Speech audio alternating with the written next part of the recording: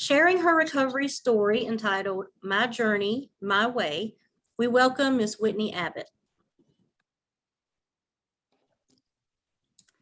Hey, y'all. I hope everybody's having a good afternoon and enjoying the summit so far.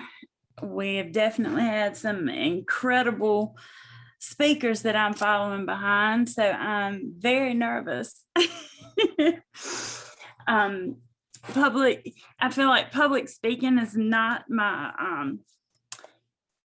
I'm not the best at it, so y'all bear with me, and I'm gonna calm my nerves in.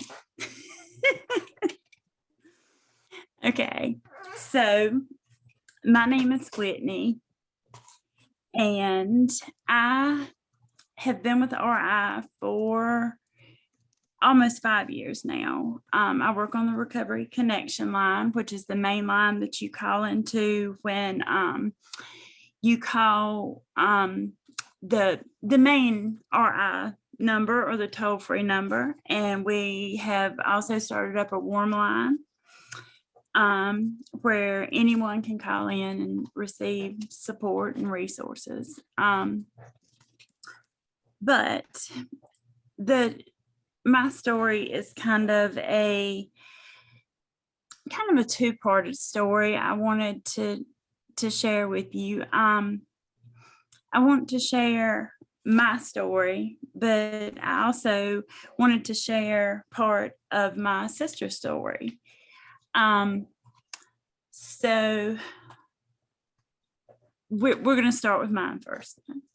So this picture right here that's me and my mom when I was probably not even a year old, and my mom was my absolute best friend in the whole wide world. She's still my best friend, but we were very, very close when I was young. She went back to school and got her nursing license and kept going back and getting more letters behind her name. And so she wasn't around a lot. She worked in the operating room at Duke. So I stayed with my grandparents a lot because she worked third shift. And my grandparents were very old school. They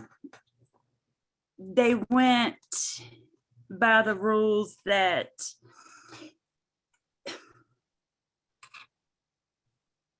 I was very sheltered. I wasn't going to use that word sheltered, but I didn't know about anything. I didn't know anything about the real world. I lived kind of in this, excuse me, in this cute little bubble with big fancy hair bows, and it was great for a while, or so I thought. And then as I got older, I realized, that everybody is not, other children are allowed to ride their bicycle around the block, and there were just things that I wasn't allowed to do that other kids my age could do. That could also be because I was younger than everyone. I skipped the second grade. That was back in the 80s when they used to let you do that. And I started school early too. So I was very young. I was just about 2 years younger than everybody in my class. So when I would spend the night with one of my friends, it was like I was in heaven because I could kind of have a little bit of free reign to do what I wanted to. And so, but I'm not trying to badmouth my grandparents or my mom or anything, because they were very, very good to me. They still are very good to me. And I wanted to learn more about the world, and there weren't a lot of people around me. And I love people. My fiance tells me now that I'll talk to a signpost. So I started venturing out more and more, and I didn't want to stay at home a lot. My dad, he and my mom had split up, so I did not see him a lot, but he and his new wife and my half sister would I would go over there on the weekends and stuff, and I believe that's where this picture was taken. I was in 4-H, and this was an event. As you can see, I have on my snakeskin cowboy boots and my big belt buckle. We're country folk, but I had a good childhood. I really did. So I can't say anything bad about that part of my life, except for the part of being sheltered and not allowed to do lots of things. When I got to high school, this is my first day of 6th grade. So you can kind of see how I dressed, that it wasn't like everybody else. I guess that might be called a little bougie. I don't know what that is, but I knew that when I got to high school, I knew that that's not who I wanted to be anymore. I did not want to be that girl standing right there on the first day of 6th grade in church clothes. So I would stay at my boyfriend's a lot during the day because his parents weren't there, and there would be alcohol there some. And I realized, hey, I like this. I can kind of do what I want to, and I kind of like this alcohol stuff too. And so at the age of 16, I got my first DWI.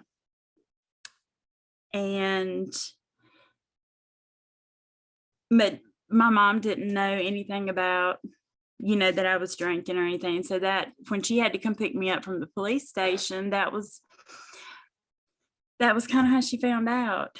And it was a really big deal because my grandmother, my dad's mom, was an alcoholic.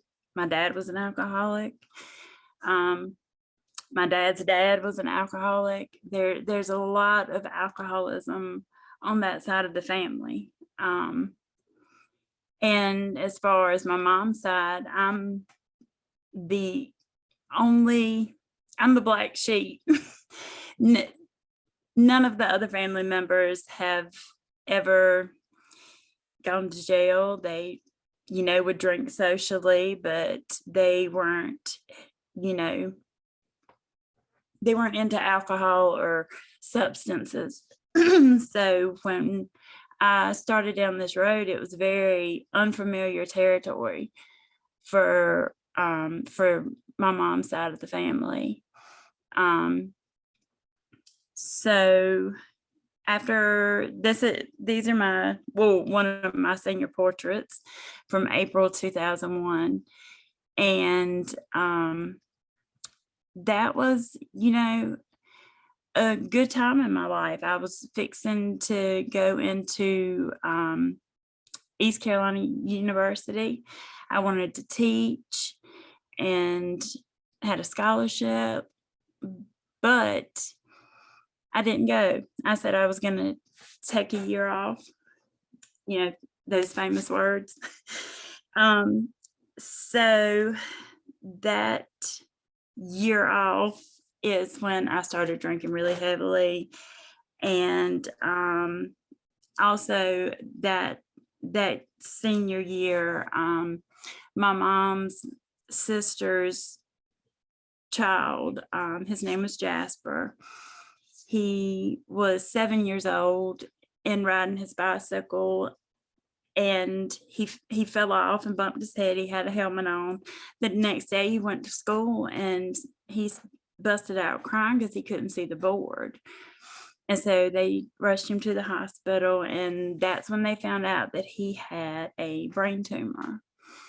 And Jasper was like my little brother because I was an only child for the most part, except for my half sister, but we didn't live together. And so Jasper was there all the time, and we were very close. And even though we were 8 years apart. And so it was very, very hard to watch him go through the treatment and to see the physical changes, to see this beautiful, I mean, absolutely beautiful little boy. You know, he just, poor thing, he had stretch marks from where he gained so much weight, and he was still beautiful the day he went to heaven, but it was very hard. So that caused a lot of mental health challenges, a lot of anxiety.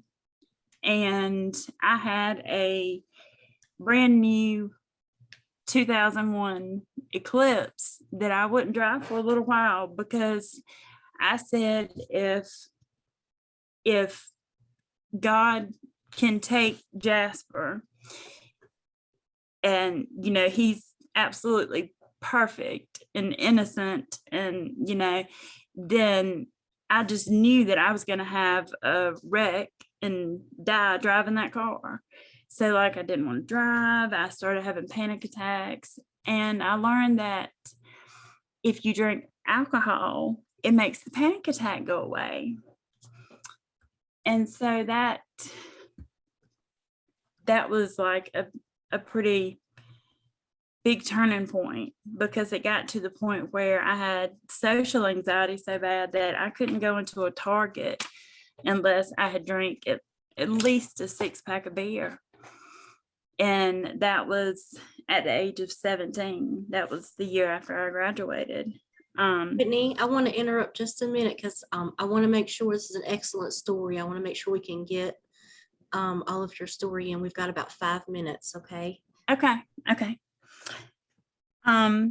So the drinking just continued, and then I had been with my high school sweetheart for about 4 years, and all of a sudden I met someone new. We broke up, and that's when new drugs were introduced. I had never, seen a substance in my life other than alcohol. And that we had 2 children. I have Zoe and Jeremy. They are 17 and 19 in September, and their dad was he was into a lot of drugs that I didn't know anything about. And while I refrained from him for a while, in the end, I ended up using about 2 years after we met. And it is just a downward spiral, when you start, especially with opiates. I learned what they were because I had to have my wisdom teeth cut out. And then I went to the orthopedic doctor, and he prescribed them. They were just very freely prescribed back then. And my mother was determined to get me off of them. So she would get me cut off from every doctor I went to. And so then eventually I turned to heroin. That led me to prison in 2008. I'm sorry, 2009. And in 2010, 364 days after I got out, I went back. And that is my lovely mugshot right there. That's from my prison ID. But that was probably one of the worst times in my life. And during that time, I lost my children. My mother and grandmother asked me to sign over custodial rights because I was going to prison and I wasn't going to be there, and they needed, insurance for insurance purposes and things like that. And it wasn't, they took advantage of the situation, but I also was doing things I wasn't supposed to. So, but in 2013, I came to Abbott, North Carolina with a friend of mine, and I started staying with a friend because I was very, very homeless. I was sleeping in abandoned houses because by this point my family had cut all ties. There was nothing I couldn't. My grandmother would feed me. She would put me a plate of food on the porch if I was hungry, but there was no money given, nothing like that. I couldn't come to Christmas. I couldn't come to family gatherings or anything. So I stayed here in Abbott for about 4 weeks, and I learned that I